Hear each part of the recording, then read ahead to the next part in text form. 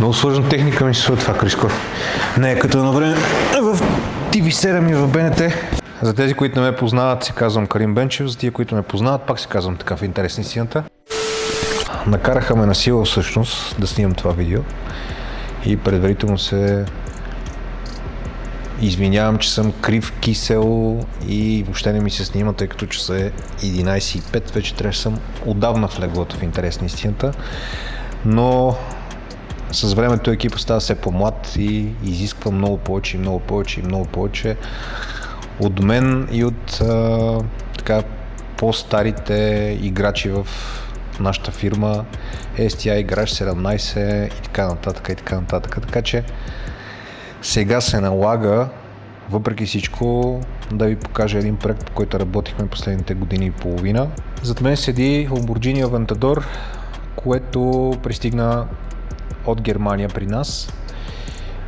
Поредния проект, който трябваше да направим за наш клиент, който беше закупил автомобила с пакет на SVJ, който пакет беше китайски, в ужасно състояние, монтиран в още по-ужасно състояние и вид, който трябваше да преправим. Основно трябваше да разглобим целият автомобил от интериора до екстериора. Разглобяването на оригинален автомобил е много по-елементарно и много по-лесно, защото всяко нещо си има своето място. Тук нещата бяха съчинени по картинка. Наложи се да преправяме и модифицираме адски много неща, за да може това нещо да бъде напаснато. Работихме доста усилено, включиха се няколко фирми, които ни помогнаха, както за карбоните от Carbon Touch, който трябваше да направи половината от пакета карбонов, така автобояджийски и тенекджийски сервизи.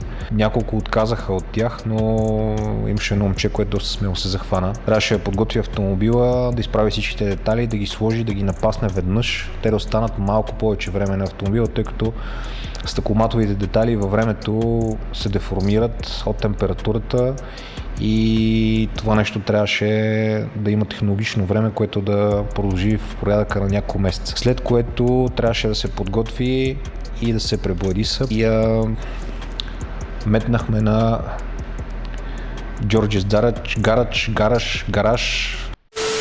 Жорка, много ти е трудно името, човек. Как да се оправя с това нещо? Жоро. GG, Георгис Гараж, както искате така му казвате, едно страхотно момче, което работи от не много години на пазара, но се справя страхотно с детайлинка и с фолирането на автомобили. Той направи този труден проект всъщност за нас и за мен лично се справи по един необикновен начин, тъй като колата наистина е много трудна за фолиране.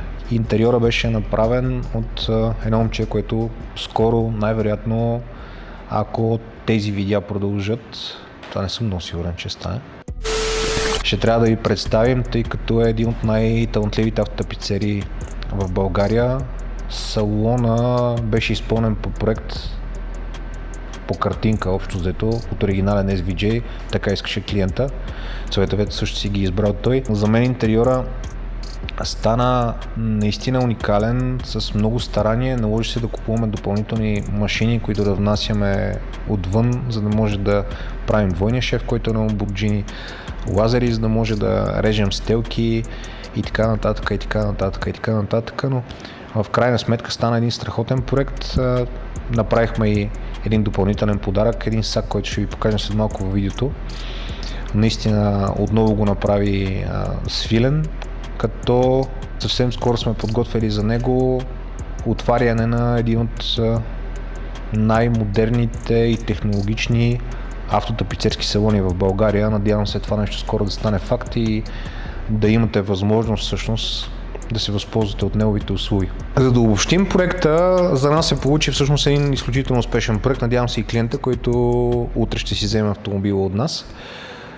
Изтормозихме се много, тъй като, пак казвам, детайлите, които бяха монтирани по автомобила, не бяха оригинални и се наложи адски много преправяне. Всъщност това ни забави доста.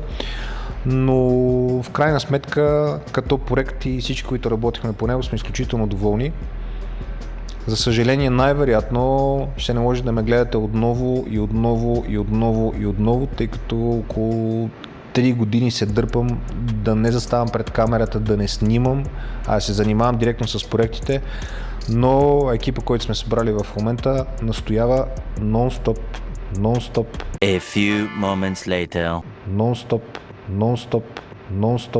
нон-стоп да снимаме и да правиме такъв тип видеа. Съжалявам, ако съм ви стормозил, надявам се да не се повтори нито снимането, нито тормоза, но най-вероятно ще се наложи, така че сега не знам тия модерните неща. Лайквайте ни, натискайте, гледайте, абонирайте се и така нататък. Аз отскоро имам Instagram и Facebook, така че колко пъти мислиш, че ще ме накарате да го покрия и да го открием това нещо, за да мога да направим 2 кадъра. Аз да не съм уни инфлуенсърките от автокъщите в Пазарджик, напред назад, си вземе тази инфлуенсърка за 50 евро и ще го открие, ще го закрие 15 000 пъти. Няма време да се разправям с вас.